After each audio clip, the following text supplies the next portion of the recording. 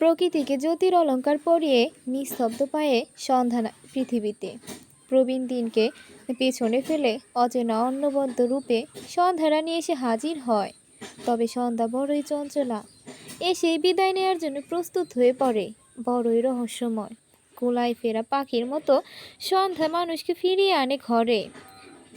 প্রকৃতির রং বদলাতে থাকে, বিষাদিত গভীর মমতায় গাঢ় ছায়া সন্ধ্যা সাবিতা পশ্চিম গগনে ডুবে যায়। হালকা আধার চারদিকে ছড়িয়ে পড়ে, দূরের দৃশ্যাবলী ক্রমশ অস্পষ্ট হতে হতে এক সময় আধারের সাথে মিলে একাকার হয়ে যায়। বড়ই মনোমুগ্ধকর দৃশ্য। এমনি একটা দৃশ্য দেখেও মন ভালো হচ্ছে না নয়নার। এক ঝাঁকা গাঁদা ফুল গাছের সামনে দাঁড়িয়ে অশ্রু বিসর্জন দিচ্ছে সে। ভূমিকা নিতু আর নয়নার ছোট বোন নীলা তাকে সান্ত্বনা দেওয়ার চেষ্টা করছে। নয়না কারো কোনো কথাই কানে তুলছে না, আর না ওর কান্নার কারণটা বলছে। আজ নয়নার গায়ে হলুদ, কাল ওর বিয়ে। নয়নার বিয়ের কারণেই নিতু ভূমিকাকে নিয়ে ওর গ্রামে আসে। নিতু অনেক আগেই ভূমিকার সম্পর্কে তার বাবা মাকে বলেছে, যার কারণে তারা তাকে খুব বেশি আপন করে নিয়েছে। কিছুক্ষণ পর গায়ে হলুদের অনুষ্ঠান শুরু হবে। আত্মীয় স্বজন বাড়ি ভর্তি হয়ে যাচ্ছে। নয়নাকে রেডি করতে হবে, অথচ সে এখান থেকে উঠছেই না। বিয়ের সময় মানুষ কাঁদে, এটা স্বাভাবিক, তবে সেটা তো বিদায় বেলা। তাহলে নয়না এখনই এত কাঁদছে কেন? কিছুক্ষণ পর নয়নার মা এসে নয়নাকে ডাক দিল। মায়ের কণ্ঠস্বর কানে আসতেই চোখের পানি মুছে অধরে হাসি ফুটিয়ে তুলে সে। এখন নয়নাকে দেখলে কেউই বলবে না এতক্ষণ এই মেয়েটার চোখে অঝরে বৃষ্টি ঝরছিল। বাধ্য মেয়ের মতো মায়ের কথা শুনে নিজের রুমে চলে যায় নয়না, আর ওর পেছনে যায় ভূমিকা, নিতু আর নীলা নয়নাকে রেডি করতে। দিগন্ত আর মিমি দুজনে পুনরায় বিবাহ বন্ধনে আবদ্ধ হয়েছে আজ। একেবারে সামাজিক ও ইসলামিক নিয়ম মেনে বিয়ে করেছে তারা। মিমিদের বাড়িতেই বিয়েটা সম্পন্ন হয়েছে। মাসুদ ও তার গিন্নি কেউই আসেনি এই বিয়েতে। মিমির বাবা তার নিজ বাড়িতেই ঘটা করে অনুষ্ঠান করে দুজনের বিয়ে সম্পূর্ণ করলে। দিগন্ত আর মিমিকে নিয়ে মিমির বাড়ির সকলে অনেক খুশি। খুশি হবেই বা না কেন? এই দিগন্ত আজ বাদে কালো আণবিক সংস্থায় চাকরি করবে। হয়তো একদিন সে বড় সায়েন্টিস্ট হবে। এমন জামাই কে না চায়? বিয়ে শেষে দিগন্ত মিমিকে নিয়ে তার ফ্ল্যাটে ফিরে আসে। নিয়তির কি অদ্ভুত খেলা! একদিন এই ফ্ল্যাটেই সে ভূমিকাকে নিয়ে এসেছিল, তবে সেটা বউ করে নয়, কাগজে কলমে সই করে বউ নামক কাজের মেয়ে করে নিয়ে এসেছিল সে। আর আজ সেই ফ্ল্যাটে বউ হয়ে এসেছে মিমি। ফ্রেশ হয়ে একটা পাতলা শাড়ি পরে নেয় মিমি। হাতা কাটা ব্লাউজের সাথে সাদা শাড়িতে যে কাউকে অনেক মসৃণ লাগে। এই কোমলতা যে বড্ড বেশি ভয়ঙ্কর। এই মসৃণতা বিবাহিতদের মনে এক নতুন ভালোবাসার আহ্বান জানায়, তাদের আমন্ত্রণ জানায় এক অন্য দুনিয়ার। সেখানে ভালো লাগা আর ভালোবাসায় একে অপরের সাথে মিলেমিশে একাকার হয়ে যায়। আর অবিবাহিতের জন্য এই ভয়ঙ্কর মসৃণতা ডেকে আনে একরাশ পাপের সাম্রাজ্য। ড্রেসিং টেবিলের সামনে দাঁড়িয়ে টাওয়ার দিয়ে চুল মুছছে মিমি। শাড়ির আঁচলটা তার হালকা করে পেটে গুজে দেওয়া। দিগন্ত এতক্ষণ বারান্দায় ছিল। রুমে আসতেই তার চোখ পড়ে আয়নার সামনে দাঁড়িয়ে থাকা এক স্নিগ্ধ রমণীর দিকে, যার কোমল হাতের স্পর্শে মাথার চুলগুলো বারবার কেঁপে উঠল। কিছুক্ষণ সেই রমণীর দিকে তাকিয়ে ওয়াশরুমে যাওয়ার জন্য চোখ সামনের দিকে ফেরাবে, তখন তার চোখ আটকে যায় মিমির আঁচল গুজে রাখা সেই নিষিদ্ধ স্থানে। মুহূর্তেই দিগন্তের চোখে এক প্রখর নেশা কাজ করে।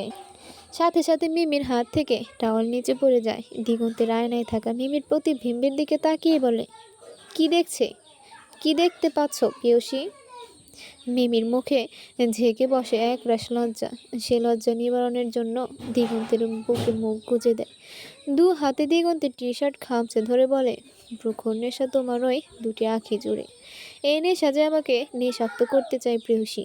হাত পা কাঁপছে তার। দিগন্ত মিমির উত্তরের অপেক্ষা করলো না। সে মিমিকে পাজা কোলে নিয়ে বিছানায় শুয়ে দিল। ল্যাপটপের দিকে এক মনে তাকিয়ে আছে রাকিব। কিছুক্ষণ আগে আরাফ তাকে কিছু কাজ দিয়েছে। ম্যানেজারের করা ভুলগুলি ঠিক করতে দিয়েছে তাকে। এতদিন আরাফ নিজেই করতো এসব কাজ, কিন্তু ভূমিকা আসার পর থেকে তো সেই করে যাচ্ছে এই কাজগুলো। আরাফের অভ্যাস চেঞ্জ হয়ে গেছে। আরাফ তার চেয়ারে আরাম করে বসে তাকিয়ে আছে রাকিবের দিকে। রাকিবের চোখ তো ল্যাপটপের দিকে, কিন্তু ওরা হাত আর মুখের রিয়াকশন বলছে রাকিব কোনো কাজ করছে না। আরাফ কয়েকবার রাকিবকে ডাকলো, কিন্তু রাকিব কোনো রেসপন্স করলো না। আরাফ এবার শিওর হলো রাকিব কোনো কাজই করছে না। হ্যাঁ, কিন্তু কোনো কিছু দুশ্চিন্তা করছে সে। ছোটবেলার বন্ধু রাকিব, একসাথে স্কুল কলেজ ভার্সিটি পড়েছে। ওরা একে অপরের মুখ দেখলেই সব বুঝতে পারে। এবারও তার ব্যতিক্রম হলো না। রাকিবের মন খারাপ দেখে আরাব গিয়ে ওর পাশে দাঁড়ালো, তার ল্যাপটপ বন্ধ করে দিল। তাতেও রাকিবের হুঁশ ফিরল না। আরাব রাকিবের কাঁধে হাত রাখলো, তখনই চমকে ওঠে রাকিব আর বলে, কে কে? রিল্যাক্স, ভয় কেন পাচ্ছিস? ও তুই এভাবে মন খারাপ করে বসে আছিস কেন? Any problem? রাকিব তার অধরে হাসি ফোটানোর চেষ্টা করে বলল, না, আই এম ফাইন। সেটা দেখতেই পাচ্ছি, বল কি হয়েছে? দেখ রাকিব, একদম আমাকে মিথ্যা বলার চেষ্টা করবি না। ডোন্ট টেল মি লাই। আরাফের কথা শুনে রাকিবের চোখ ছলছল করে উঠল। রাকিব অস্ফুটভাবে বলে উঠল, নয়না, আমার নয়নাকে ফিরিয়ে আনতে পারবি? বল পারবি? রাকিবের কথা শুনে আরাব মনে হয় আকাশ থেকে পড়ল।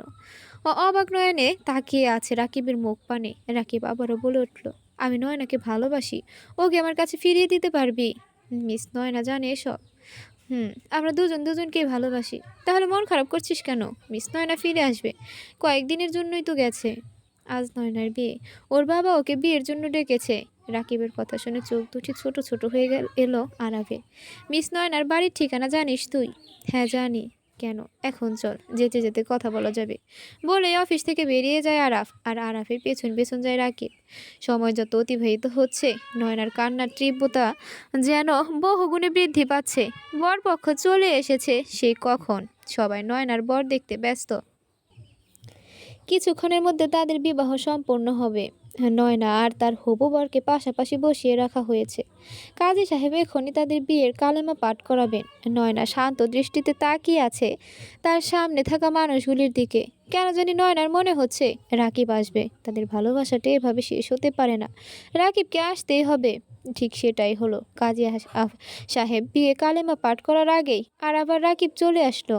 রাকিবকে দেখে এক চিলতে হাসি ফুটে উঠল নয়নার অধরে। সে লাজ লজ্জার মাথা খেয়ে সকলের সামনে রাকিবকে জড়িয়ে ধরল। রাকিবও প্রিয়সীকে শক্ত করে জড়িয়ে নিল তার বুকে। ওদের দুজনকে এমন ঘনিষ্ঠ অবস্থায় দেখে উপস্থিত সকলেই স্তব্ধ হয়ে দাঁড়িয়ে থাকে। আসলে এখানে হচ্ছেটা কি, সেটাই বোঝার চেষ্টা করছে সবাই। সকলে ধ্যান ভাঙিয়ে আরাব বলে উঠল, এই বিয়েটা বন্ধ করুন। উপস্থিত সকলে অবাক নয়নে তাকিয়ে থাকে আরাবের দিকে।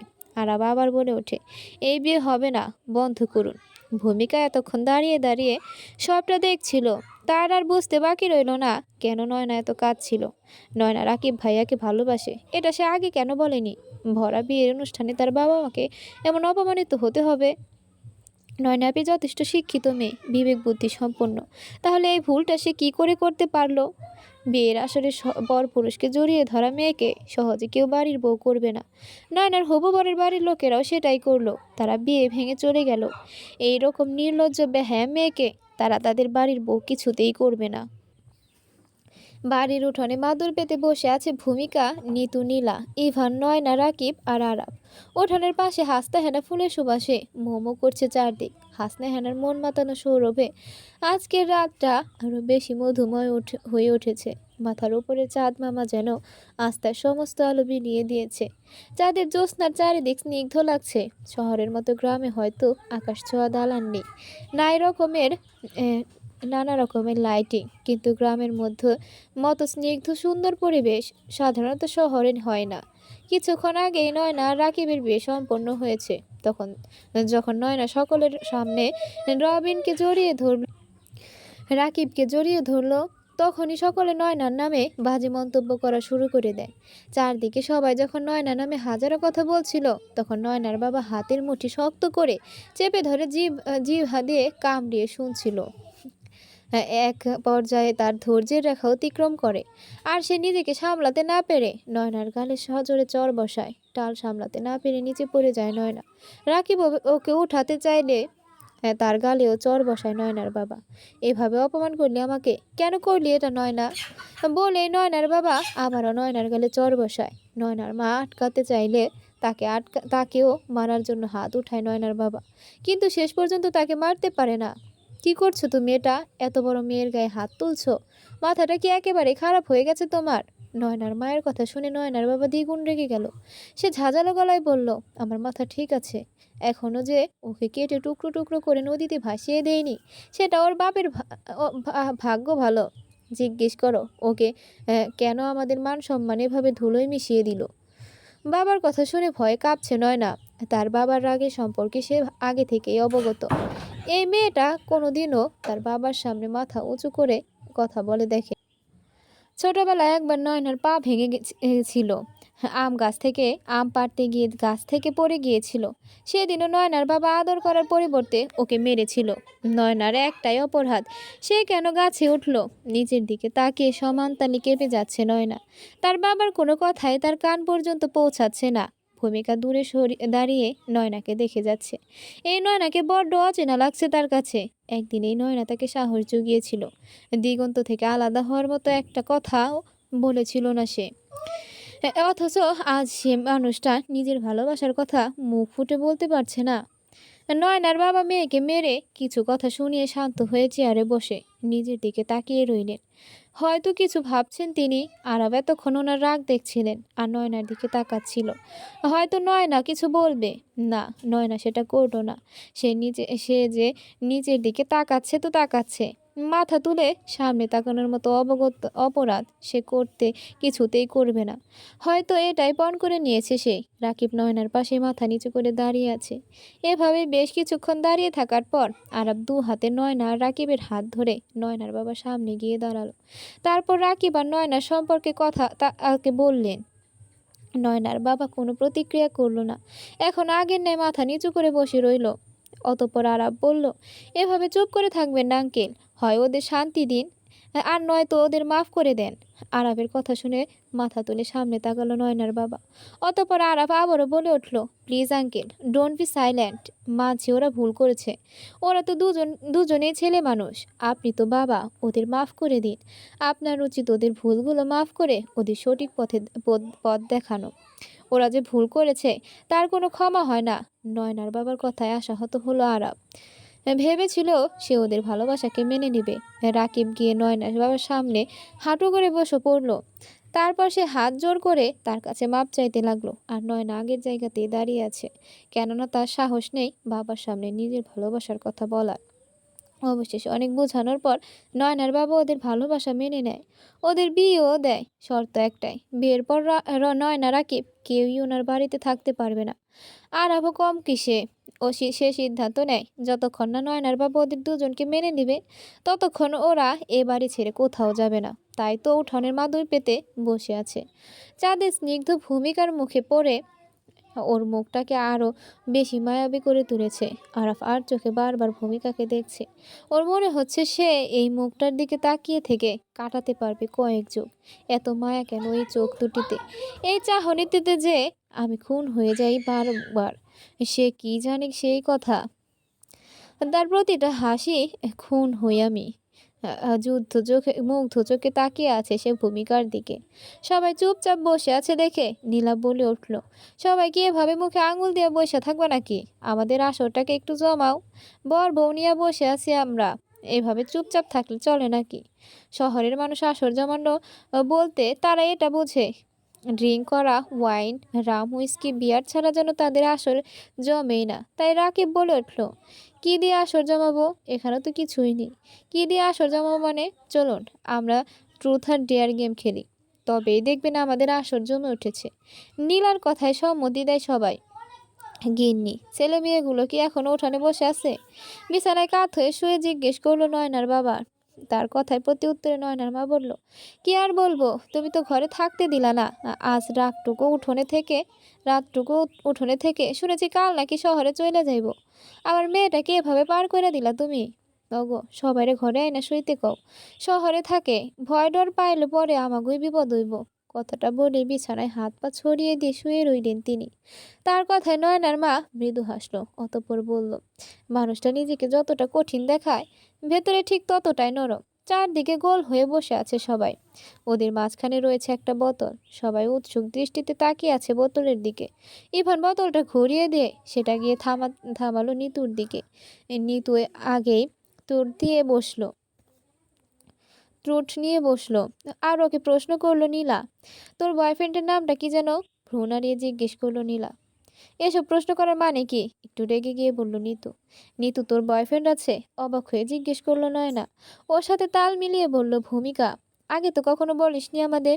নিতু আর চোখে ইভানের দিকে তাকিয়ে বলল, ইভানই তো বলতে নিষেধ করেছে, আর ওই আমার বয়ফ্রেন্ড। নিতুর কথা শুনে নয়না, নীলা আর ভূমিকা বড় বড় চোখ করে তাকালো।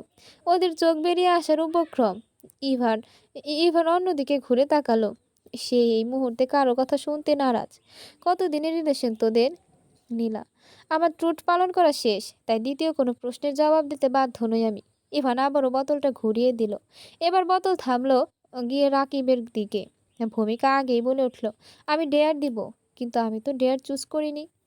করতে হবেও না, শুধু আপনার আর নয়না আপুর একটা কাপড় ডান্স দেখতে চাই। ভূমিকার কথায় তাল মিলালো নিতু, ইভান আর নীলা। রাকিব আর চোখে ইভানের দিকে তাকালো। সেই চোখের ইশারায় রাকিবকে ডান্স করতে বলল। আর রাকিব ইনোসেন্ট মুখ করে বলল, ওকে ডান। তারপর নয়নার দিকে হাত বাড়িয়ে দেয়। নয়না লজ্জায় রাঙা মাখা মুখ নিয়ে রাকিবের হাতে হাত রাখে। অতপর তারা দুজনে মিলে কাপল ডান্স করে। তৃতীয়বারের মতো বোতল ঘুরে গিয়ে আরাফের দিকে। তখনই রাকিব বলে ওঠে, আমি প্রশ্ন করব। আরাফ ভেবেছিল সে ডেয়ার নেবে, কিন্তু আগেই রাকিব বলে ওঠে সে প্রশ্ন করবে। তাই তাকে ট্রুথই নিতে হলো। আজকাল তোর কথাবার্তা চাল যেন দেখে মনে হয় তুই কারো প্রেমে পড়েছিস। এটা কি সত্যি? আর যে সুভাগ্যবতীর প্রেমে পড়েছিস তার সম্পর্কে কিছু বল, আমরাও জেনে নেই কেমন আমাদের ভাবি। রাকিব, একজনকে খুব করে ভালোবেসেছি আমি। তার চোখে দেখে যখন তাকাই মনে হয় পুরো পৃথিবীটা কত সুন্দর, কারণ তার চোখে আমি আমার পৃথিবী দেখতে পাই। তার হাসি দেখলে আমার মনটা এমনিতেই হেসে ওঠে, কারণ সব চাওয়ার মধ্যে তার হাসিটাই আমার কাছে প্রধান। তার হাসিতে আমি এক পৃথিবী সমান সুখ পাই। কথাগুলো বলেই উঠে দাঁড়ালো আরাপ। সবার থেকে কিছুটা দূরে এসে দাঁড়ালো। পকেটে দুহাত গুজে তাকিয়ে রইল ওই জ্যোৎস্নাময় চাঁদের দিকে। আরাফের পিছু পিছু রাকিব এসে দাঁড়ালো ওর পাশে। সে আরাফের কাঁধে আলতো করে হাত রাখলো। তারপর বলল, সেই সৌভাগ্যবতীটা কে, যাকে আমার বন্ধু এতটা ভালোবাসে? রাকিবের কথা শ্রবণ করতে পেছন ফিরে তাকায় আরাব। ভূমিকার দিকে স্থির দৃষ্টি রেখে আনমনে বলে ফেলে, আমার মায়াবতী। আরাবের দৃষ্টি বারবার রাকিব তার দৃষ্টি রাখে। হ্যাঁ, যখনই তার দৃষ্টিতে ভূমিকার মুখ পড়ে তখনই সে আরাবের দিকে তাকিয়ে বলে, এটা তুই কি করছিস আরাব? আগুন জেনেও ঝাঁপ দিচ্ছিস? কয়লা হয়ে উঠবি। রাকিবের কথা শুনে মৃদু হাসে আরাব। অতপর সে রাকিবের গালে আলতো করে স্পর্শ করে বলে, দহন না হলে প্রেমিক হব কি করে? ভালোবাসা পাওয়ার চাইতে ভালোবাসা দেওয়াতেই বেশি আনন্দ। তাই অনলে পড়লাম নাকি সুখের সাগরে ভাসলাম, সেটা ভেবে কোনো কাজ নেই। আমি ভালোবাসি আর ভালোবাসবো, শুধু এটাই জানি। আরাফের কথা শুনে একটু নড়ে চড়ে দাঁড়ালো রাকিব। বৃদ্ধা আঙুলে দিয়ে চিবুকে ঘষে আরাবের দিকে তাকিয়ে বলল, এখন বুঝতে পারছিস না? যেদিন ভালোবাসার মানুষটাকে হারিয়ে ফেলবি সেদিন বুঝবি কত বড় ভুল করছিস তুই।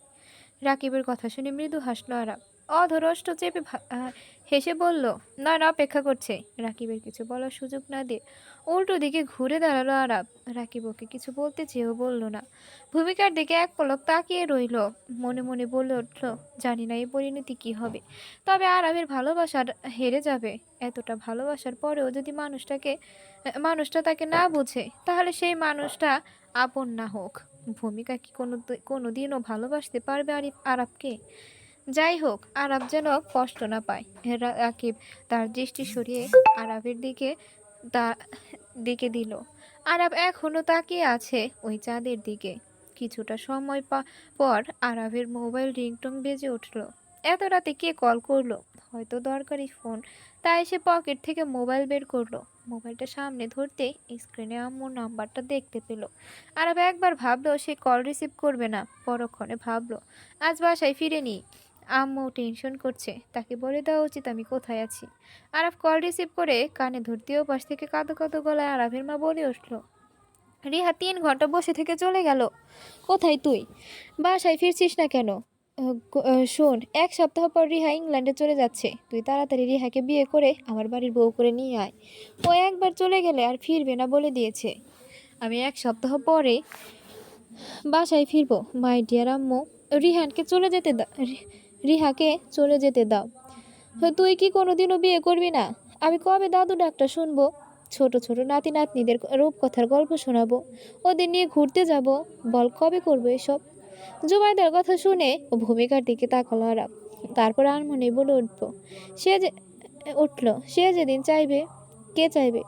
কার কথা বলছিস তুই আরাব? জুবাইদার ছুড়ে দেওয়া প্রশ্নে আরাবের বোধগম্য হলো সে কে বলেছে। কথা ঘোরানোর জন্য বলল, কেউ না। হ্যাঁ, I will call later bye. Araf call কেটে দিল। মোবাইলটা পকেটে পুরে বড় করে শ্বাস নিল। এ যাত্রায় বেঁচে গেল সে। জুবাইদা আরাবের পছন্দের কথা জানতে পারলে তাকে পাগল করে দেবে। দেখেছে ছেলের কাণ্ড। কথাটা শেষ না করে কল কেটে দিল। সোফার এক কোণে মোবাইল রেখে বলল জুবাইদা। আদনান সোফায় বসে পায়ের ওপর পা তুলে বই পড়ছে আর চা খাচ্ছে। জুবাইদার কথা শুনে বইয়ের পাতার ফাঁকে সে জুবাইদার দিকে তাকালো। জুবাইদের বিরক্তি মাখা মুখ দেখে আদনান বলল, তুমি পারো বটে, কেন ছেলেটাকে এত বিরক্ত করো বলো তো? শোনো, তোমার ওই বান্ধবীর মেয়ে কি কি যেন নাম, রিয়া নাকি রিহা, সে যাই হোক না হোক, তাকে আমার ছেলে কোনোদিনও বিয়ে করবে না। ওই মেয়েটার সাথে আমার ছেলের বিয়ে হলে সে বাড়ি থেকে পালিয়ে যাবে। তারপর তোমার ওই বান্ধবীর মেয়েকে সুরাইয়ার মতো একা একা থাকতে হবে, আর বেদের মেয়ে জ্যোৎস্নার মতো অপেক্ষা করতে হবে। আর এদিকে আমার ছেলেটা হাওয়া হয়ে যাবে। বই পড়ে পড়ে তোমার মাথাটা একেবারে খারাপ হয়ে গেছে। বিরক্তির সুরে কথাগুলো বসে চলে গেল জুবাইদা। আদনান তার হাতে থাকা বইতে আবার মনোযোগ দিল। আজ সারা রাত উঠোনে কাটিয়ে দেয় সবাই। গল্প করার এক পর্যায়ে ঘুমিয়ে যায় নীলা, নিতু আর ভূমিকা। আর রাকিব, ইভান আর নয়না জেগে থাকে সারা রাত। পরের দিন সকালে নয়নার মা এসে ওদের সবাইকে ঘরে নিয়ে যায়। ভূমি নিতুর সাথে ওদের বাসায় চলে যায়। এদিকে আর আবার রাকিব ব্যস্ত হয়ে পড়ে নয়নার বাবার রাগ ভাঙানোর। শেষ পর্যন্ত নয়নার বাবা ওদের মেনে না নিয়ে থাকতে পারে না। বিছানায় হেলান দিয়ে বসে বই পড়ছিল মিমি। এখন সময় হতদন্ত হয়ে এমন সময় হতদন্ত হয়ে দিগন্ত রুমে প্রবেশ করলো। আর রুমে প্রবেশ করে সে মিমিকে জড়িয়ে ধরে। মিমিও দিগন্তের পিঠে আলতো করে হাত বোলায়। আমার চাকরিটা হয়ে গেছে, আমার স্বপ্ন পূরণের আরো এক ধাপ এগিয়ে গেছি আমি। দিগন্তের চাকরির কথা শুনে মিমির মুখেও হাসির রেখা ফুটে উঠল। কিন্তু মুহূর্তে দিগন্তের বলা কথা শুনে মিমির হাসি উবে গেল। কিছুদিনের জন্য আমাকে দেশের বাহিরে যেতে হবে। কোথায় যাব সেটা জানি না, তবে যেতে হবে আরো ভালো ট্রেনিংয়ের জন্য। তুমি ফ্রেশ হয়ে এসো, আমি তোমার জন্য খাবার নিয়ে আসছি। মিমি চলে যায় রান্নাঘরে। দিগন্ত চলে যায় ওয়াশরুমে। ফ্রেশ হয়ে এসে বারান্দায় দাঁড়ায়। তখন তার চোখের সামনে পড়ে একটা বন্ধ ঘর। কিছুদিন আগে ওই রুমের দরজাটা সবসময় খোলা থাকতো। তার সামনে কেউ একজন বকবক করতো সারাক্ষণ। এখন আর সেটা কেউ করে না। আচ্ছা, দিগন্তের চাকরির খবরটা কি ভূমিকাকে জানানো উচিত? দিগন্ত বারান্দায় দাঁড়িয়ে সেই বন্ধ ঘরের দরজার দিকে তাকিয়ে রইল কিছুক্ষণ। কেন তাকিয়ে রইল সেটাও জানা নেই তার। অফিসের কিছু ফাইল নিয়ে ঘাটাঘাটি করছে ভূমিকা। 3 দিন নিতুদের গ্রামে ছিল সে। এই 3 দিনে ম্যানেজারের করা গোলমালগুলো ঠিক করতে করতে সকাল গড়িয়ে দুপুর হলো। ম্যানেজার ভূমিকার পাশে বসা ছিল। সে বসে বসে তার বইয়ের হাতে রান্নার প্রশংসা করছে। এখন এগুলো শুনতে শুনতে ভূমিকা অভ্যস্ত, তাই কোনো প্রতিক্রিয়া করছে না। শুধু একটু পরপর বিরক্তি মুখে ম্যানেজারের দিকে তাকাচ্ছে। অধরষ্ট চেপে হেসে কফির মুখে চুমুক দিচ্ছে আরাব। আরাব ওর চেয়ারে বসে স্পষ্ট ভূমিকার বিরক্তি মাখা মুখ দেখতে পাচ্ছিল। কাজের ফাঁকে ফাঁকে সে ভূমিকার বিরক্তি মাখা মুখ, সেই মুখটা উপভোগ করছে। আবারও কাজে মন দেয় আরাব। রাকিব নেই কাজে, এখন আরাবের উপর কাজের প্রেশার বেশি। কিছুক্ষণ পর ভূমিকা আরাবের দরজায় টোকা দিয়ে বলল, স্যার আসবো? কামিন। ভেতরে প্রবেশ করে ভূমিকা। তারপর আরাবকে কয়েকটা ফাইল দিয়ে বলে, স্যার এগুলো একটু চেক করে নিন, দেখুন সব ঠিকঠাক আছে কিনা। ভূমিকার কথা মতো আরাব ফাইলগুলোতে চোখ বোলালো। ততক্ষণ কোনো ভুলই তার চোখের সামনে পড়ল না। Good, please sit down. ইশারা করে চেয়ার দেখিয়ে দিয়ে বলল আরাব। ভূমিকা বসলো না। সেখান থেকে চলে আসার জন্য কয়েক কদম সামনে এগিয়ে আসে সে। তখনই আরাব পেছন থেকে ভূমিকাকে ডেকে দাঁড় করায়। তারপর সে ভূমিকার সামনে এসে দাঁড়িয়ে বলে, আপনি কলেজ যাচ্ছেন না কেন? কলেজে যাওয়ার কথা শুনে ভূমিকার চোখ করুণ চোখে তাকালো আরাবের দিকে। সে তো চায় কলেজে যেতে, পড়াশোনা করতে, কিন্তু কিছু মানুষের বাজে মন্তব্যের জন্য সে যাচ্ছে না কলেজে। এটা সে কিছুতেই বলতে পারবে না আরবকে। দেখুন, আমি চাই না আমার কাজের জন্য আপনার পড়াশোনার ওপর কোনো এফেক্ট পড়ুক। আমি আপনাকে পড়াশোনা করার সুযোগ দিয়েছি, তাহলে কেন যাচ্ছেন না কলেজে? আগামীকাল কলেজে যাবেন আপনি? সরি স্যার, কথাটা কোনো রকমে বলে সেখান থেকে প্রস্থান করলো ভূমিকা। ভূমিকার ভয়েসটা কেমন জানি রহস্যজনক মনে হয় আরাফের কাছে। তাই ভূমিকা চলে যেতেই সে কাকে যেন কল করে। পরের দিন সকাল সকালে অফিসে এসে উপস্থিত হয় ভূমিকা। যদিও তার কলেজে যাওয়ার ইচ্ছে ছিল প্রবল, এখন আর কারো কথা শুনতে ইচ্ছে করে না। তাই ইচ্ছে থাকলে কলেজে যাওয়াটা হয়ে উঠবে না। অফিসে এসেই তার কাজে মনোযোগ দেয় ভূমিকা। এদিকে আরাফ অফিসে ভূমিকাকে দেখে রেগে আগুন হয়ে যায়। কি অবাধ্য মেয়ে এটা! একদিন কলেজে যেতে বলেছি, তাও যাবে না। আরাফ বড় বড় পা ফেলে ভূমিকার কাছে যায়। আরাফকে দেখে ভূমিকা বলে উঠল, স্যার আপনি এখানে? কিছু লাগবে? আপনাকে বলেছিলাম আজ কলেজে যেতে, তাহলে অফিসে কেন এসেছেন? কোনো জবাব দিল না ভূমিকা। আপনাকে কিছু জিজ্ঞেস করেছি, আনসার মি। ভূমিকা ভূমিকা করুণ চোখে আরবের দিকে তাকালো। আরব ভূমিকার জবাবের অপেক্ষা করলো না। সে ভূমিকার হাত ধরে টেনে অফিসের বাইরের দিকে অগ্রসর হতে লাগলো। ভূমিকা আরাফের থেকে নিজের হাত ছাড়ানোর চেষ্টা করে যাচ্ছে অবিরাম। স্যার আমার হাতটা ছাড়ুন, আমি এখন কলেজে যাব না। প্লিজ আমার হাতটা ছাড়ুন। জাস্ট শাট আপ, থমকে দাঁড়িয়ে বলল আরাফ। আরাফের ধমকে কিছুটা কেঁপে উঠল ভূমিকা। অতঃপর আরাফ বলে, এতদিন জানতাম আপনি সব problem face to face solve করেন। প্রবলেম থেকে পালিয়ে বেড়ানো আপনাকে ঠিক মানায় না। সমস্যার মোকাবিলা না করলে সেটা সমাধান হবে কি করে? চলুন আমার সাথে। আরাফ ভূমিকার হাত ধরে টেনে গাড়ির কাছে নিয়ে আসে। ভূমিকা আর কথা বাড়ায় না, সে আরাফের কথা মতো ওর সাথে চলে আসে। আরে দিগন্ত ভাইয়ের এক্স ওয়াইফ না? হাই কিউটি, এতদিন কোথায় ছিলে তুমি? দিগন্ত ভাই ছেড়ে দিয়েছে বলে কি কলেজে আসাও বন্ধ করে দিবে নাকি? আমরা আছি না, আমাদের দিকেও তো নজর দিতে পারো। কথাগুলো বলে অট্ট হাসিতে ভেঙে পড়লো কয়েকটা যুবক। মাথা নিচু করে এক মনে হেঁটে ক্লাসের দিকে যাচ্ছিল ভূমিকা। পথিমধ্যে কয়েকটা যুবক ভূমিকাকে ইঙ্গিত করে কথাগুলো বলল। যুবকগুলোর কথা শুনে থমকে দাঁড়ায় ভূমিকা, হাতে মুঠি শক্ত করে চেপে ধরে পেছনের দিকে ঘুরে দাঁড়ায়। যুবকগুলোকে কিছু বলবে, এমন সময় সেখান থেকে আরেকটা যুবক বলে ওঠে, দিগন্ত ভাই তোমাকে পাত্তা দেয়নি তাই না? ইস, এমন সুইট কিউট বউকে কেউ পাত্তা না দিয়ে কি করে থাকতে পারে? ভাইটা সত্যি বোকা। আমাদের কাছে আসবে, আমরা তোমাকে ভালোবাসার চাদরে মুড়িয়ে রাখবো, কখনো ছুঁড়ে ফেলে দেব না। আমরা দয়ালু কি না? যুবকটা কথা শেষ হতে না হতেই তার গালে সজোরে চড় বসিয়ে দিল ভূমিকা। চোখ মুখ শক্ত করে বলল, কি বললি তুই? আমাকে ভালোবাসার চাদরে মুড়িয়ে রাখবি? ছুঁড়ে ফেলে দিবি না? তোরা অনেক দয়ালু। শোন, ভূমিকা কারো দয়া নেয় না। তোদের মতো ছেলেকে ঘৃণা করে ভূমিকা, থুতু দেয় তাদের মুখে। তোরা আমাকে দয়া করবি? বলি আর একটা চড় বসিয়ে দেয় যুবকটার গালে। গালে হাত রেখে অগ্নিমূর্তি হয়ে দাঁড়িয়ে আছে যুবকটি। আর তার বাকি বন্ধুরা তেড়ে আসছে ভূমিকার দিকে। ভূমিকাও কম কিসে, সেও নিজেকে প্রস্তুত করতে ব্যস্ত হয়ে পড়েছে এদের সাথে লড়াই করার জন্য। এমন সময় পেছন থেকে পুরুষনালী কণ্ঠ শুনতে পেল ভূমিকা। তোতা পাখিকে ডিস্টার্ব করছিস কেন? ইটস গেটিং টু বেড, তোরা যার যার ক্লাসে যা। পেছনে ঘুরে তাকায় ভূমিকা। সামনে থাকা ছেলেকে দেখে ভ্রু কুঁচকিয়ে তাকায় সে। এই তো সেই ছেলে, যেদিন ভূমিকা সবুজ ড্রেস পরে কলেজে এসেছিল, সেদিন এই ছেলেটা ওকে তোতা পাখি বলে সম্বোধন করেছিল। আপনি এখানে? তোরা এখনো এখানে দাঁড়িয়ে আছিস? তোদের চলে যেতে বললাম না? ছেলেটার কথা শুনে সেখানে উপস্থিত সকলে একে একে করে চলে যায়। সবার চলে যাওয়ার পরেই এখানে উপস্থিত হয় মাহিন। মাহিনকে দেখে ভূমিকার মুখে রাগ উপচে পড়ছে। হাতের মুঠি শক্ত করে ক্রোধান্বিত হয়ে মাহিনের দিকে তাকায় সে। এই ছেলেটা আবার কোন মতলবে এখানে এসেছে? সেদিনের মার খেয়েও শিক্ষা হয়নি তার, আবার এসেছে। নানা প্রশ্ন ঘুরপাক খাচ্ছে ভূমিকার মাথায়, কিন্তু ভূমিকা সেই ভাবনা সমাপ্তি ঘটিয়ে মাহিন বলে উঠল, আই এম সরি ভূমিকা, জানি তোমার সাথে অনেক খারাপ আচরণ করছি, ক্ষমা পাওয়ার অযোগ্য আমি, তবুও বলছি যদি পারো আমাকে মাফ করে দিও। মাহিনের কথা শুনে ভ্রু কুঁচকিয়ে কপালে কয়েকটা ভাঁজ ফেলে ভূমিকা। এটা আবার কোন মাহিন? মাহিনের এই রূপ সম্পূর্ণ অচেনা তার কাছে। কি হলো, আমাকে মাফ করবে না ভূমিকা? অপর ছেলেটার কাঁধে হাত রেখে বলল মাহিন। ছেলেটা মাহিনের দিকে এক পলক তাকিয়ে ভূমিকার দিকে তাকালো, তারপর বলল, মাহিন ভাইয়াকে একবারের মতো মাফ করে দাও না তোতা পাখি। এই মিস্টার পাতিকা, আপনার ভাইকে বলে দিন নিজের ভুল বুঝতে পেরে অনুতপ্ত হওয়ার মতো শাস্তি আর কি হতে পারে। যারা অনুতপ্ত হয় তারাই বুঝতে পারে সে কত বড় ভুল করেছে। বলেই সেখান থেকে চলে যায় ভূমিকা। মাহিনী দেখে সে ফিরেও তাকায়নি। টোপ তো গিলল না, ছুঁড়ে ফেলে দিল ভাই। গিলেনি তো কি হয়েছে, গিলবে। পৈশাসিক হাসি দিল মাহিন। ক্যান্টিনে বসে এতক্ষণ ভূমিকার সাথে ঘটে যাওয়া ঘটনাগুলো দেখছিল আরাফ। প্রথম যুবকগুলো সে স্বাভাবিক ধরে নিল। মাহিনকে দেখেই মাথায় রক্ত উঠে যায় আরাবের। পানির বোতল এতটা শক্ত করে ধরেছে সেটা কচমচ করে বলছে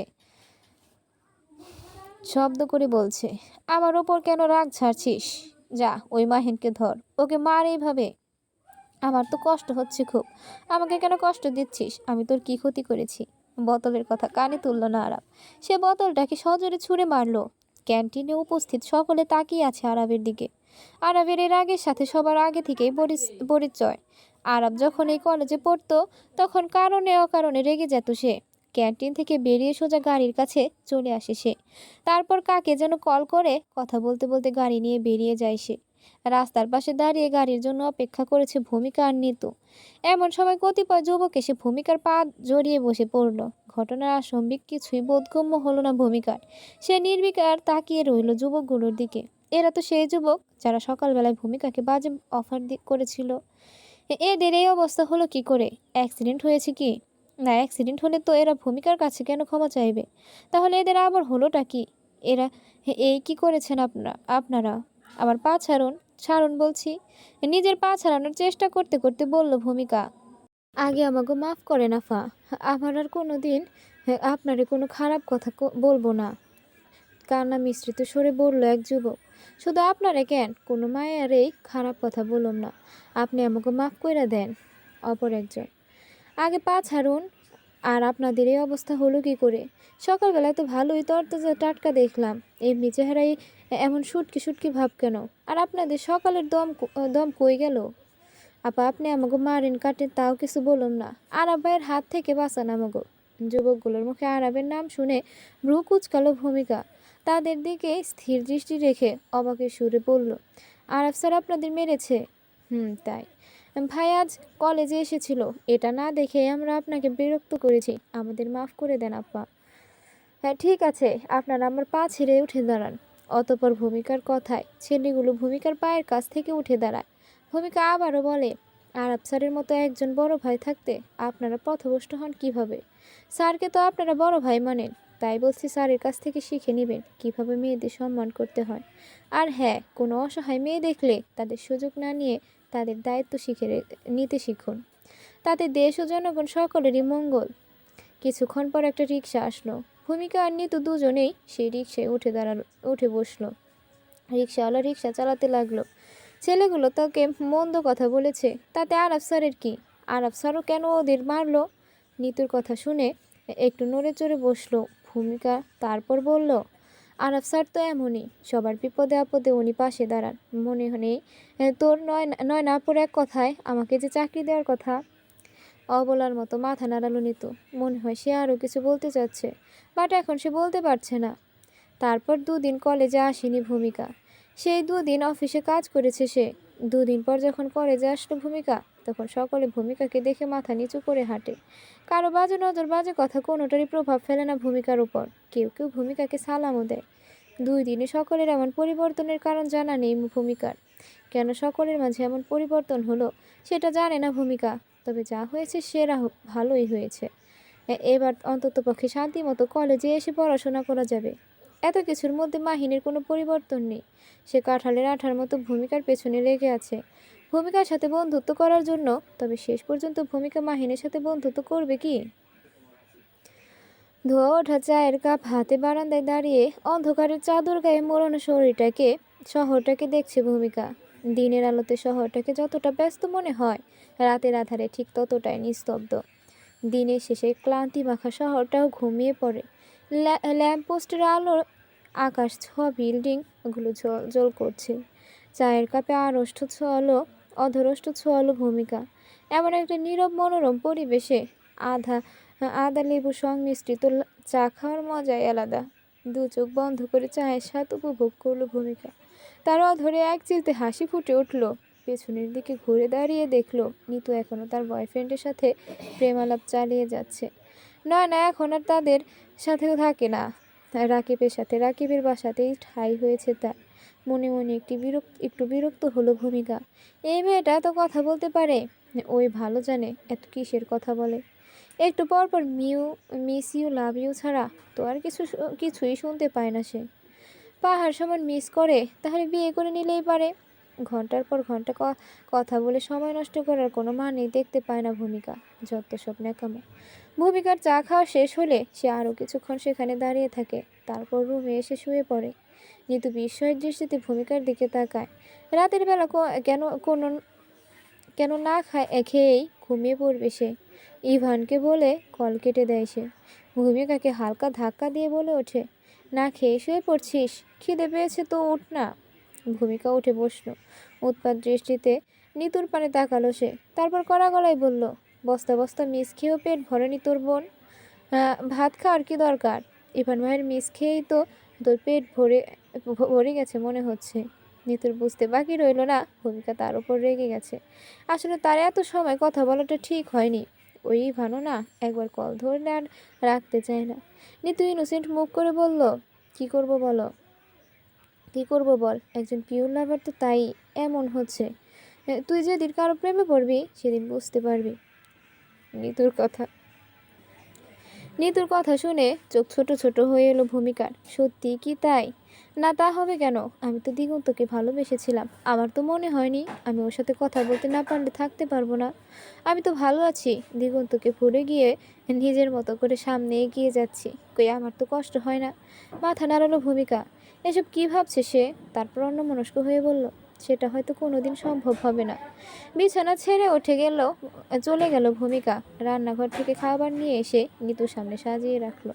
তারপর সেই বসে পড়ল। নিতু বিস্ময়ের দৃষ্টিতে তাকিয়ে আছে ভূমিকার মুখশ্রীর দিকে। মাত্র কয়েক মিনিটের মধ্যেই মুখটা আমাবস্যা রাতের মতো অন্ধকারে ছেয়ে গেছে। এভাবে হাঁ করে কি দেখছিস? খাওয়া শুরু কর।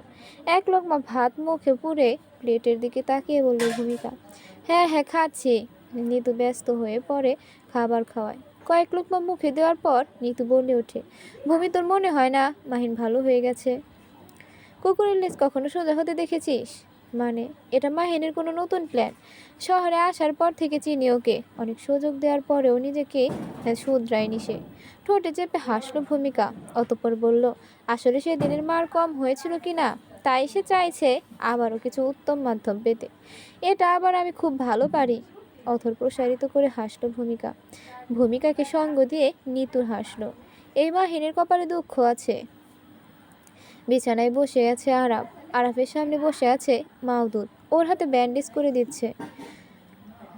আরাফের হাত কেটেছে সেই কখন, রক্ত শুকিয়ে হাতের সাথেই লেপ্টে আছে।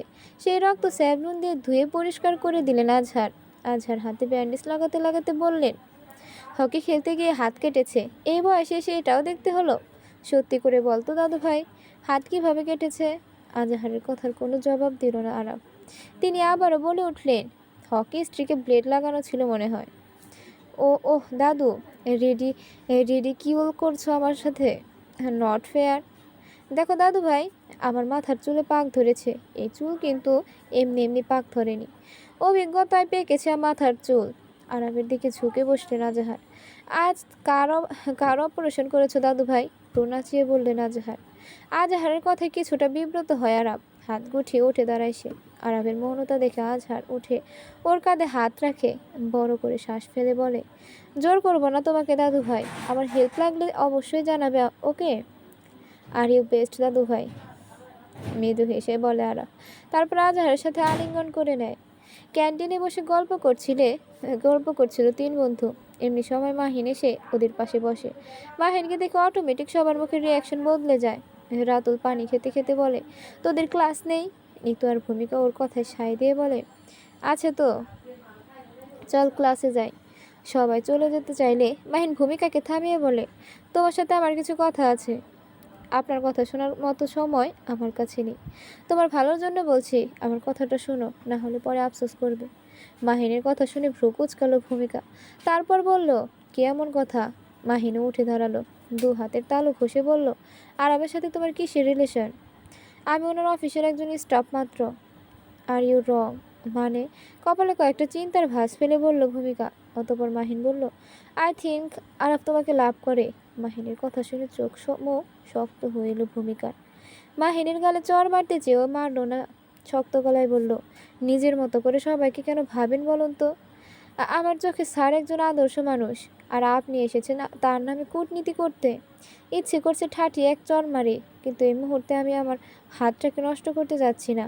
ভূমিকার কথা মাহিনের গায়ে লাগলো বলে তো আমার মনে হলো না। সে আগের মতোই অধরে শয়তানি হাসি ফুটিয়ে দাঁড়িয়ে আছে। রাগে কটমট করে ভূমিকা চলে যাওয়ার জন্য সামনে পা বাড়াবে, এমনি সময় মাহিন পেছন থেকে বলে উঠল, আর যদি আমার কথাটা সত্যি হয় তাহলে বন্ধুত্ব করবে আমার সাথে? পেছনের দিকে ঘুরে দাঁড়ায় ভূমিকা। মাহিনীর মুখোমুখি এসে দাঁড়িয়ে দাঁতে দাঁত চেপে বলে, আসমান যদি জমিনেও নামে তবুও আপনার সাথে আমার বন্ধুত্ব হবে না। আর আফসারের নামে কোনো কথা বললে আমি কিন্তু আপনাকে ছেড়ে দেব না। বিকজ স্যারকে আমি যতটা সম্মান করি ঠিক ততটাই শ্রদ্ধা করি। তার নামে কোনো বাজে কথা শোনা মানেই তো অপরাধ। মাহিনকে আর কোনো কথা বলার সুযোগ না দিয়ে চলে যায় ভূমিকার চলে যাওয়ার পর অধরষ্ট কামড়ে শয়তানি মার্কা হাসি দেয় মাহিন। আরবের থেকে তো দূরে সরাবই তোমাকে ভূমি পাখি। না হলে যে আমার কাজ সহজ হবে না। আমার গায়ে হাত তুলেছ তুমি, সেদিন সময় তোমার হাতে ছিল। এবার একবার শুধু সুযোগ পাই, তারপর তোমাকে বোঝাবো মাহিন কি জিনিস। মাহিনের গায়ে হাত ওঠানোর ফল তোমাকে ভোগ করতেই হবে। আমার খাঁচায় তোমাকে বন্দি হতেই হবে ভূমি পাখি। শয়তানি মার্কা হাসি দেয় মাহিন। কলেজের পেছনের দিকটায় সচরাচর কেউ আসে না। খুব দরকার না হলে এদিকে কেউ আসেই না বললেই চলে। মাঝে মাঝে দু একজন প্রেমিক প্রেমিকা আসে লুকিয়ে চুরিয়ে প্রেম করতে। তাছাড়া এদিকে কারো সমাগম নেই। এমন একটা নিরিবিলি জায়গায় মাহিন অপেক্ষা করছে আরবের জন্য। মাহিন নিজে থেকেই আরবকে এখানে ডেকেছে। কিছুক্ষণের মধ্যেই আরব এখানে উপস্থিত হয়।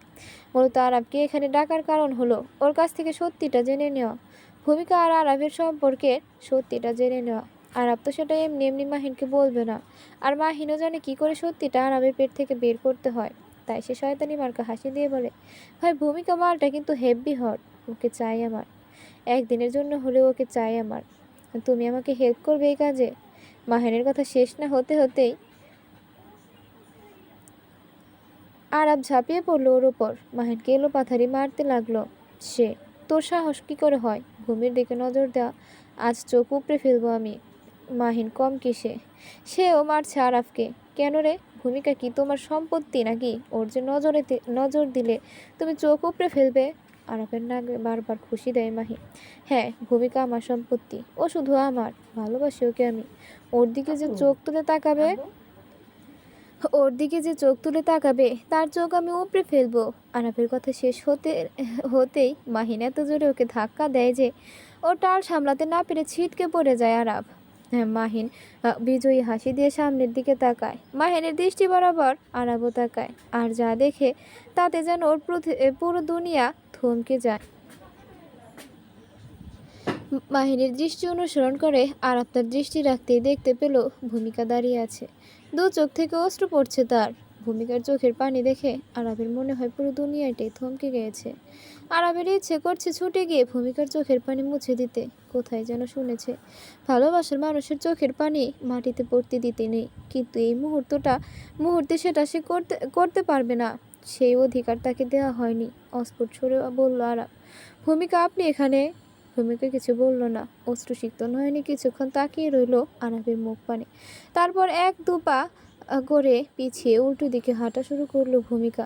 পেছন থেকে আরাব ওকে কয়েকবার ডাকলেও পেছন ফিরে তাকায়নি ভূমিকার চলে যাওয়ায় মাহিন পৈশাসিক হাসি হাসলো। তার প্ল্যান সাকসেসফুল। আরাব ক্রোধান্বিত হয়ে মাহিনের দিকে তাকালো। মনে মনে বলল, তোকে আমি পরে দেখছি। তারপর সেও চলল ভূমিকার পেছন পেছন। সবাই স্বার্থপর, স্বার্থহীন। কেউ ভালোবাসে না, কেউ কাছেও আসে না। স্বার্থের টানে সবাই কি ভালো মানুষের মুখোশ পরে থাকে। আর স্বার্থ শেষ হলেই উপচে পড়ে মানুষের মুখোশ। আনমনে সামনে হাঁটছে আর একা একা বক বক করছে ভূমিকা। পেছন থেকে আরাপ ওকে ডাকছে, কিন্তু তার কোনো ডাকই ভূমিকার কান পর্যন্ত পৌঁছাচ্ছে না। তারও পেছনে মাহিন শয়তানি মার্কা হাসি অধরে ঝুলিয়ে দাঁড়িয়ে আছে। আরব বড় বড় পা ফেলে ভূমিকার দিকেই আসছে আর ওকে ডেকে চলছে। এদিকে দিগন্ত তার স্ত্রী মিমিকে নিয়ে হসপিটাল থেকে ফিরছে। রাস্তার মাঝে ভূমিকাকে এভাবে হাঁটতে দেখে দুজনে রিক্সা থেকে নামে ভূমিকার সামনে এসে দাঁড়ায়। চোখের সামনে প্রাক্তন স্বামী ও তার স্ত্রীকে দেখে থমকে যায় ভূমিকা, অপলক তাকিয়ে এই নতুন কাপড়ের দিকে। ততক্ষণে আরব এসে ভূমিকার পাশে দাঁড়ায়। কি হয়েছে ভূমি, আপনি এখানে? প্রশ্নটা আগে আমি করেছি। আপনার প্রশ্নের অ্যান্সার দিতে আমি বাধ্য নই। আমার পথ আটকে দাঁড়িয়েছেন কেন? সামনে থেকে সরে দাঁড়ান। ভূমিকার এবং ঝাঁঝালো কথার কর্ণপাত করলো না দিগন্ত। দিগন্তর কাছে এটা নতুন নয়। ভূমিকা বরাবরই ওর সাথে এমনভাবে কথা বলেছে। কি হয়েছে তো সেটা তো বলবে। দিগন্তের কথার প্রতি উত্তরে আরব বলে উঠল, আরে দিগন্ত, তুমি কোথা থেকে আসলে? মিমিকে নিয়ে হসপিটালে গিয়েছিলাম। আসলে কিছুদিন ধরে মিমির শরীরটা খারাপ যাচ্ছে। ক্ষুধা, মন্দা, বমি, মাথা ঘোরানো সহ আরও নানান সমস্যায় ভুগছে। তাই আগে হসপিটাল নিয়ে গেছিলাম। ডক্টর কি বলল? চিন্তার কোনো কারণ নেই, রিপোর্ট কাল দিবে বলেছে। দিগন্তের কথা শুনে মৃদু হাসল ভূমিকা। তারপর মিমি আর দিগন্তের মুখোমুখি দাঁড়িয়ে বলল, কংগ্রাচুলেশনস মিস্টার অ্যান্ড মিসেস। অধর চেপে হেসে প্রস্থান করলো ভূমিকা। আরাফাতের বিদায় জানিয়ে ভূমিকার পেছনে ছুটল। কি হচ্ছে না হচ্ছে তার কিছুই বুঝতে পারছে না দিগন্ত। সে তাকিয়ে আছে ওদের দুজনের দিকে। কিছু দূর আসতেই আরব ভূমিকার হাত ধরে টেনে রাস্তার এক পাশে দাঁড় করায়। ভূমিকা, প্লিজ আমার কথাটা শুনুন। আপনার কোনো কথাই আমি শুনতে চাই না। হাত ছাড়ুন আমার। আমাকে যেতে দিন, না হলে আমি চিৎকার করব। যত খুশি চিৎকার করো, but I will not let go of this hand. আমার কথা আপনাকে শুনতেই হবে। আর কি বলবেন আপনি? উইল ইউ ম্যারি মি ভূমিকা? ভূমিকার মুখের দিকে স্থির দৃষ্টি রেখে শান্ত গলায় বলল আরব।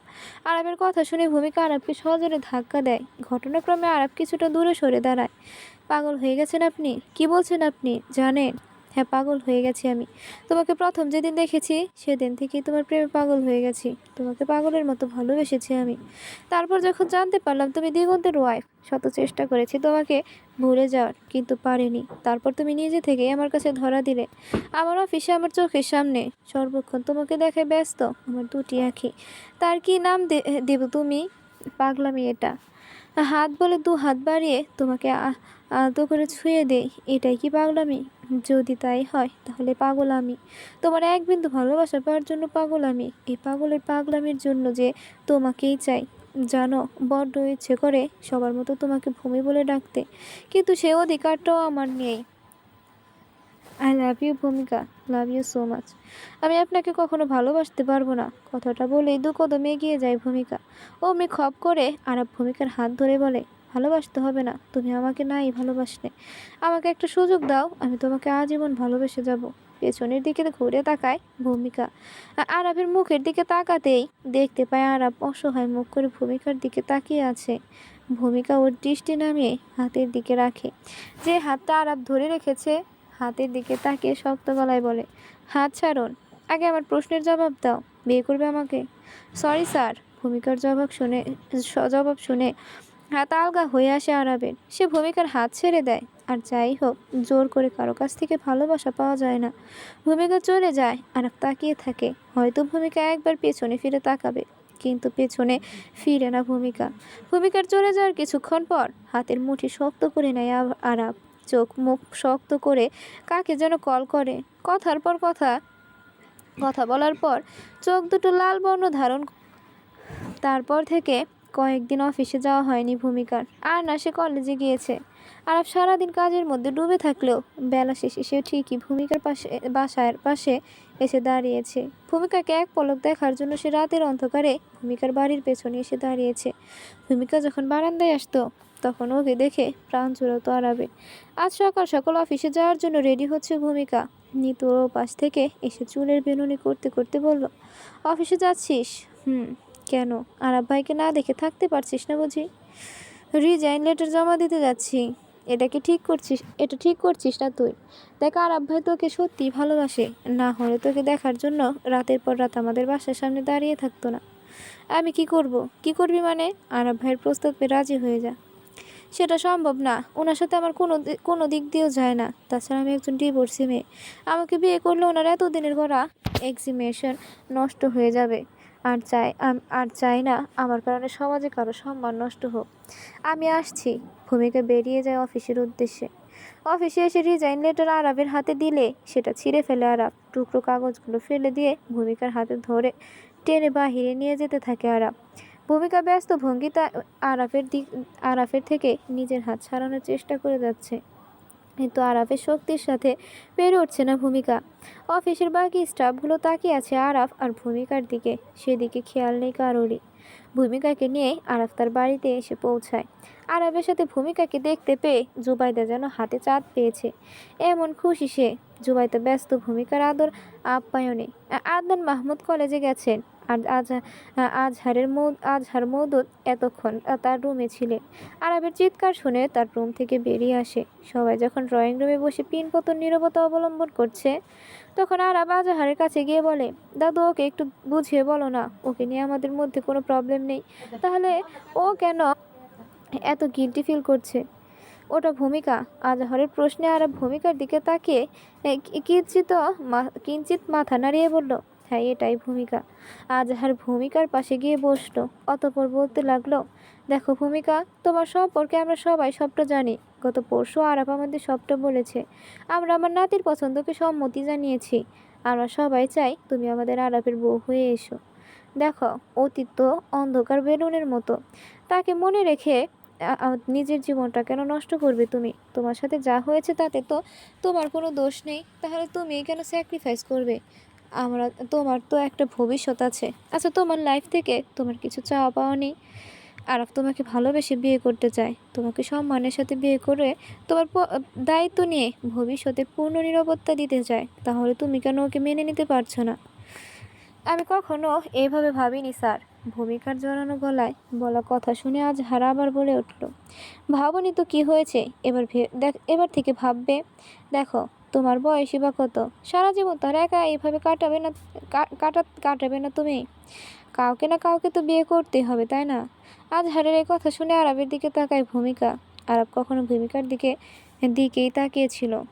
ভূমিকার মুখে তখন কখন বলবে সে বিয়ে করতে রাজি? তার দৃষ্টি নামিয়ে নিচের দিকে তাকায়। কিছুক্ষণ মৌনতা অবলম্বন করে বলে, স্যার আমাকে একটু সময় দিন। তোমার যত সময় লাগে ভাবতে পারো, বাট অবশেষে অ্যান্সারটা যেন হ্যাঁ হয়। আজহারের কথায় মৃদু হাসল ভূমিকা। তারপর উঠে দাঁড়ায় চলে যাওয়ার জন্য। তখন আজহার আরাফকে বলে, ভূমিকাকে তার বাসায় পৌঁছে দিয়ে এসো দাদু ভাই। আমি চলে যেতে পারবো।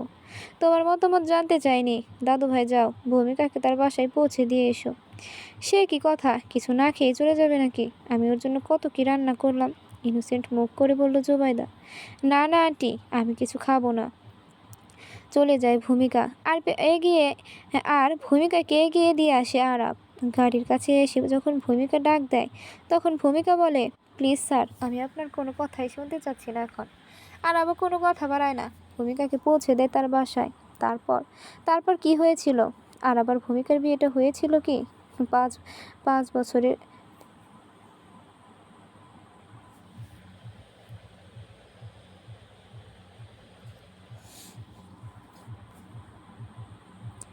5 বছরের ছেলে অভির প্রশ্নে বড় করে শ্বাস ত্যাগ করে জুবাইদা। তারপর ছেলেটার মাথায় হাত বুলিয়ে বলে, হ্যাঁ, ওদের বিয়েটা হয়েছিল। জুবাইদার কোলে মাথা রেখে ছোট্ট অভি গল্প শুনছিল এতক্ষণ। তখন সে জুবাইদার কোল থেকে মাথা উঠিয়ে জুবাইদার মুখোমুখি হয়ে বসলো। তারপর সে জিজ্ঞাসা করলো, তাহলে আর আবার ভূমিকা এখন কোথায়? অভির করা প্রশ্নে জুবাইদার চোখ ছলছল করে উঠল। সে দু চোখ বন্ধ করে চোখের পানি লুকিয়ে নিল।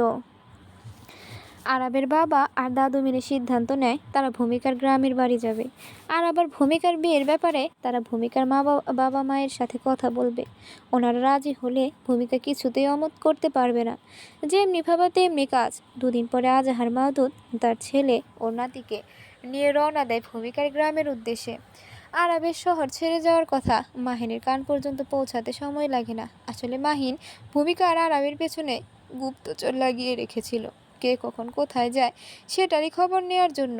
সেদিন আরাব গ্রামে চলে যাওয়ার 1 ঘন্টার মধ্যে খবর পৌঁছায় মাহিনের কাছে। মাহিনও কম কিসে, সে তখন থেকে প্রস্তুত থাকে ভূমিকার ক্ষতি করার জন্য। কিন্তু মাহিনের দুর্ভাগ্য, সেদিন ভূমিকা বাসা থেকে বের হয়নি। কারণ সেদিন নয়না আর রাকিব এসেছিল ভূমিকাদের বাসায়। পরে অবশ্য সবাই জানতে পেরেছিল আরব গ্রামে যাওয়ার আগে রাকিবকে ওদের বাসায় যেতে বলেছিল। মাহিনের শকুনের মতো চোখ, সে যখন তখন হামলা করতে পারে ভূমিকার উপর। ভূমিকার মা বাবা দুজনে আরবের সাথে ভূমিকার বিয়ের কথা শুনে খুশি হয়। তারা তো আরবকে আগে থেকেই চিনে। আরব ভূমিকাকে বিয়ে করবে শুনে তারা খুব খুশি হয়। তারপর তারা গ্রামের চেয়ারম্যান মাসুদ তালুকদারের বাড়ি যায়। মাসুদ তালুকদার কিছুদিন যাবৎ অসুস্থ, বিছানা ছেড়ে উঠতে পারেন না। ছেলের উপর অভিমান করে কিছু জানায়নি তাকে। মাসুদের স্ত্রী দিগন্তকে এ ব্যাপারে জানাতে চাইলে মাসুদ তাকে মানা করে দেয়। মাসুদ চায় না দিগন্ত গ্রামে আসুক। গ্রাম থেকে ফিরে আসার 2 সপ্তাহ পরে ভূমিকার সাথে আরাফের বিয়ে সম্পূর্ণ হয়। ঘরোয়াভাবে বিয়েটা হয়েছিল তাদের। ততদিনে মাহিন ওদের কোনো ক্ষতিই করতে পারেনি। আর তাদের দুজনের ভালোবাসার ফল হলি তুই। আর আবার ভূমিকার একমাত্র ছেলে খন্দকার জুবায়ের আহসান অভি। জুবাইদার কথা শুনে চোখ ছোট ছোট করল অভি। তারপর বলল, আমার আম্মু তো ভূমিকা না। আর ভূমিকা আইনজীবী পড়েছিল, কিন্তু আমার আম্মু তো হসপিটালে থাকে। জুবাইদা অভির মাথার চুলগুলো এলোমেলো করে দিয়ে বলল, হ্যাঁ থাকে, কারণ নার্সিং হোমে এখন তোর আম্মুর ঘর। নে এবার ঘুমিয়ে পড়তো দেখি, কাল সকাল সকাল উঠতে হবে তো নাকি? স্কুলে যাওয়ার নিয়ত আছে না নাই? জুবাইদার কথার প্রতি উত্তরে প্রথমে মাথা নাড়িয়ে না সূচক জবাব দিল অভি, তারপর হ্যাঁ সূচক জবাব দিল। বালিশে মাথা রেখে 2 চোখ বন্ধ করে কোমল সুরে বলল, দাদু কাল আম্মু আসবে তাই না? অভির করা প্রশ্নের কোনো জবাব দিতে পারল না জুবাইদা। কাল অভির স্কুলে প্যারেন্টস করেছে। তো ভূমি আসবে তো? হসপিটালে সাধারণত কখন রাত হয় আর কখন দিন হয় তা বোঝা মুশকিল। এখানে রাত আর দিন দুটোই এক মনে হয়। পার্থক্য শুধু ঘড়ি দেখায়। ঘড়ির দিকে তাকাতেই বোঝা যায় এখন দিন নাকি রাত। কেবিনের ভেতরে বেডের উপর শুয়ে আছে আরাব, মুখে অক্সিজেন মাস্ক, হাতে স্যালাইন লাগানো। তার পাশে আরবের একটা হাত ধরে বসে আছে ভূমি। চোখের কোনো অশ্রুর ভিড় তার। ঠোঁট চেপে কান্না আটকিয়ে রেখেছে সে। কত রাত কত দিন যে এভাবে বসে থেকে পার করছে তার হিসাব নেই। 2 বছর ধরে এই নার্সিং রুমে নিজের বাসা বানিয়ে নিয়েছে ভূমি, শুধু একটা আশায়, কখন আরব জেগে উঠবে আর বউ বলে ওকে সম্বোধন করবে। ভূমির চোখের কোটর ভরিয়ে 2 ফোঁটা পানি পড়লো। অতঃপর সে বলতে লাগলো, আমাকে কষ্ট দিয়ে তুমি খুব শান্তি পাও তাই না আরাব? দেখো দেখো আরাব, আমি কাঁদছি, তোমার কষ্ট হচ্ছে না? তুমিই তো বলেছিলে তোমার চোখের পানি দেখলে আমার খুব কষ্ট হয়। আমি তোমার চোখের পানি সহ্য করতে পারি না। দেখো আরাব, আমি কাঁদছি, এখন কষ্ট হচ্ছে না তোমার? একবার আঁখি খুলো আরাব। জানো আরাব, আমাদের ছেলেটা আজ কত বড় হয়েছে। ও বাবা বলে ডাকতে পারে। ওর সাথেই যখন দেখা করতে যাই প্রতিবার শুধু একটা কথাই বলে, আমার পাপা কোথায়? তুমি তো বলেছিলে পরের বার পাপাকে নিয়ে আসবে, তাহলে কি পাপা আসেনি? অভির কথার জবাব দিতে পারি না আমি। ছেলেটাকে একটা মিথ্যের মধ্যে আটকিয়ে রেখেছি। জানো আরাব, আমি মাহিনকে শাস্তি দিয়েছি। মাহিনের পাপী শাস্তি পেয়েছে সে। আমি নিজে কোর্টে ওর প্রতিপক্ষ লয়ার হিসেবে লড়েছি। একজন আইনজীবী না হয়েও মাহিনকে তার প্রাপ্য শাস্তি দিয়েছি। তুমি কি খুশি হওনি আরাব? কবে জাগবে তুমি আরাব? আমি যে আর পারছি না, তোমাকে এই অবস্থায় মেনে নিতে পারছি না আমি। দুটো বছর ধরে বেঁচে থেকেও মৃত্যুর মানুষের মতো বেঁচে আছো। আর কত কাঁদাবে আমাকে? রোজ রোজ তো একটা আশাই থাকি, তুমি চোখ মেলে এই সুন্দর পৃথিবীটাকে দেখবে, আমাকে আবার কাছে টেনে নেবে। আচ্ছা, তোমার সেই দিনের কথা মনে আছে? আমাদের বিয়ের দিনের কথা। কি বোকাটাই না বানিয়েছিলে তুমি আমাকে। আর আমিও কি সুন্দর তোমাকে বিশ্বাস করেছিলাম। তোমার করা দুষ্টুমিগুলো আমাকে প্রতিনিয়ত যন্ত্রণা দেয়, সেটা তুমি বুঝতে পারো না। তুমি কবে কবে ফিরবে আরাম? বিয়ের পর 3টা বছর ছিল আমার জীবনের সবচেয়ে গুরুত্বপূর্ণ সময়। সেই সময়ের মতো বাকিটা জীবন কাটাতে চাই আমি। তার জন্য তোমাকে প্রয়োজন আরাম। Please come back. আরাফের হাত দুটো দিয়ে দৃষ্টতায় স্পর্শ করে ভূমি। ভূমির অশ্রু গড়িয়ে পড়েছে আরাফের হাতের উপর। এটা আজ নয়, বরং 2 বছর ধরে এমনটা হচ্ছে। পরের দিন খন্দকার জুবাইদা আর খন্দকার আদনান দুজনে মিলে অভিকে নিয়ে স্কুলে যায়। প্রি ক্যাডেট স্কুলের নার্সারি স্টুডেন্ট অভি। পড়ালেখায় বাবা মায়ের মতো ব্রিলিয়ান্ট হয়েছে অভি। খন্দকার আদনান মাহবুব ওদের স্কুলে পৌঁছে দিয়ে সে কলেজ চলে যায়। খন্দকার জুবাইদা তার একমাত্র নাতিকে নিয়ে অপেক্ষা করতে থাকে ভূমির জন্য। কিছুক্ষণ পর গোলাপি থ্রি পিস পরিহিত একটা রমণী প্রবেশ করে স্কুলের ভেতরে। মাথায় তার সাদা হিজাব আর হাতে একটা পার্স। চোখের নিচে কালচে দাগ পড়ে আছে, ঠোঁটগুলো কেমন ড্রাই হয়ে আছে। রমণীকে আসতে দেখে অভি অস্ফুট সরে বলে উঠল, আম্মু। অভির কণা শুনে পাশে তাকায় খন্দকার জুবাইদা। সামনে ভূমিকে দেখে তার অথরে হাসি ফুটে ওঠে। ভূমি এসেছে তাহলে। ভূমি ওদের কাছে এসে অভিকে কোলে তুলে নিয়ে অভির পুরো মুখে চুমু ভরিয়ে দিল। ছেলেকে কাছে পেয়ে আনন্দ অশ্রুতে তার চোখ ভরে উঠেছে। অভি তার মাকে কিছুক্ষণ জড়িয়ে ধরে বলে উঠল, পাপা আজও আসেনি তাই না মাম্মা? অভির কথার এবারও জবাব দিল না ভূমি। মৌনতা অবলম্বন করলো সে। শাশুড়ি আর ছেলেকে নিয়ে একটা রেস্টুরেন্টে যায় ভূমি। লাঞ্চ করে হসপিটালে ফিরে যাবে সে। ভূমি নিজে হাতে অভিকে খাইয়ে দিচ্ছে, কারণ খন্দকার জুবাইদা তাকিয়ে আছে তার ছেলের বউ আর নাতির দিকে। এভাবে কি দেখছো মা? অভিকে খাইয়ে দিতে দিতে বলল ভূমি, আমার বাড়িটা বড্ড ফাঁকা, বাড়ি ফিরে চল। তোমার ছেলেকে না নিয়ে আমি ফিরবো না মা। আরবকে সাথে নিয়ে তবেই ফিরবো। এই বলে বলে তো 2 বছর কাটিয়ে দিলি। আমাদের কথা বাদ দিলাম, এ ছোট অভির কথা একবার ভেবে দেখেছিস? বাবা মাকে ছাড়া ওর থাকতে কতটা কষ্ট হয়। আমি তো অভিকে আমার সাথে রাখতে চাই, তোমরাই তো ওকে রেখে দিচ্ছ। এভাবে আর কত লড়াই করবি নিজের সাথে? আরবের আরবের ফিরে আরবের ফিরবে সেই আশা আমি বাদ দিয়ে দিয়েছি। তোকে আর অভিকে নিয়েই তো এখন আমাদের সব আশা। ফিরে আয়, আমার বাড়িটাকে আবার ভরিয়ে তো। নিজের সাথে লড়াই করে এতদিন কাটিয়ে দিলাম, মাঝপথে এসে পা পিছলে পড়ে যাব? না মা, এটা হতে পারে না। আমি আরবকে রিংটোন বেজে আমি আরবকে মোবাইলে রিংটোন বেজে উঠল ভূমিকার। অভিকে মুখ পরিষ্কার করে দিয়ে কল রিসিভ করলো ভূমিকা। ওপাশ থেকে কি বললো সেটা জানা নেই। ভূমিকা অভিকে তার শাশুড়ির কোলে বসিয়ে দিয়ে বলল, আমাকে যেতে হবে মা, তুমি অভিকে সাবধানে নিয়ে যেও, ঠিক আছে? কোথায় যাচ্ছিস? এখন যাচ্ছি, পরে তোমাকে সবটা বলবো কেমন? জুবাইদাকে কিছু বলার সুযোগই দেয় না, চলে যায় ভূমি। হসপিটাল ক্যাবিনের সামনে এসে থ মেরে দাঁড়িয়ে যায় ভূমি। ভেতর থেকে অনেক মানুষের আওয়াজ আসছে। তার মধ্যে দুজনের গলার আওয়াজ তার চেনা। বাকিগুলোকে ধীর পায়ে ক্যাবিনের ভেতরে প্রবেশ করে সে। ভেতরে ঢুকতেই স্তব্ধ হয়ে যায় সে।